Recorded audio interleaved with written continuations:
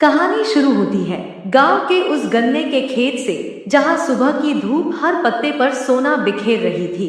बीच में 20 साल की राधा बाल्टी और दरांती लिए खेत की ओर जा रही थी और उसके पीछे पीछे उसका वफादार कुत्ता शेरू। शेरू हमेशा खुश रहता था, लेकिन आज खेत के पास पहुंचते ही वो अजीब तरह से भौंकने लगा। राधा ने मुड़कर कहा, क्या हुआ शेरू, आज इतना बेचैन क्यों है? लेकिन शेरू लगातार गन्ने के अंदर देख रहा था। राधा जैसे ही गन्ने के बीच पहुंची, पत्तों की सरसराहट तेज होने लगी। शेरू अचानक अंदर भागा और जोर जोर से भौंकने लगा। राधा घबरा गई। अरे शेरू, रुको!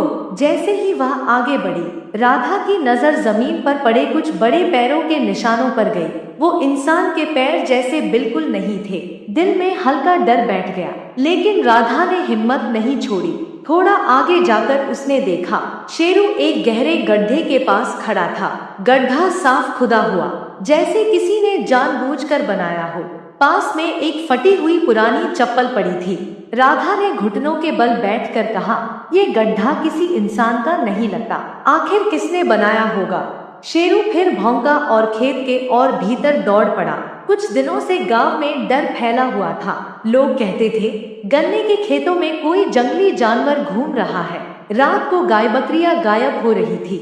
लोग घरों से बाहर निकलना बंद कर चुके थे। राधा इन बातों को अफवाह समझती थी, लेकिन आज शेरू की बेचैनी उसे भी सोच में डाल रही थी।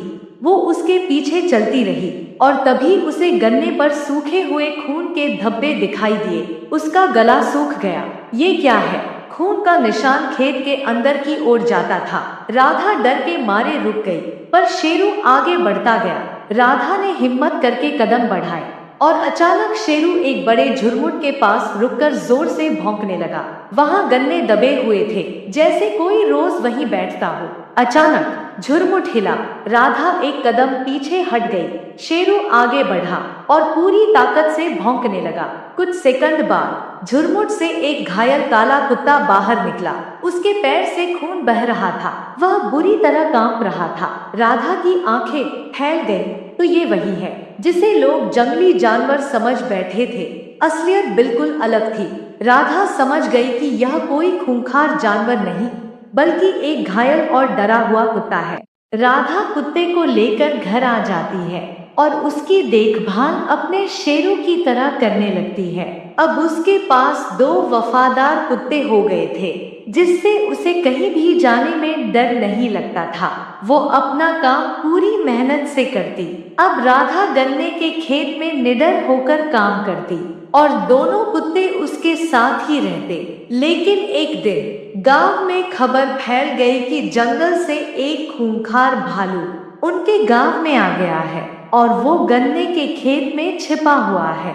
राधा को यह बात फिर से झूठ लगी और वो बिना डरे अपने दोनों कुत्तों को लेकर गन्ने के खेत में काम करने चली जाती है। लेकिन उसे अकेली खेतों की ओर जाते हुए गांव के मास्टर देख लेते हैं। राधा हमेशा की तरह गन्ने के खेत में काम करने लगती है।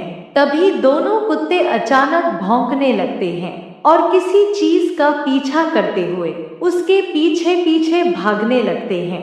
राधा भी उनका पीछा करने लगती है और उनके पीछे पीछे जंगल में आ जाती है, जहां उसे एक बहुत बड़ा भालू नजर आता है, जिसे देखकर राधा पूरी तरह से सदमे में चली जाती है।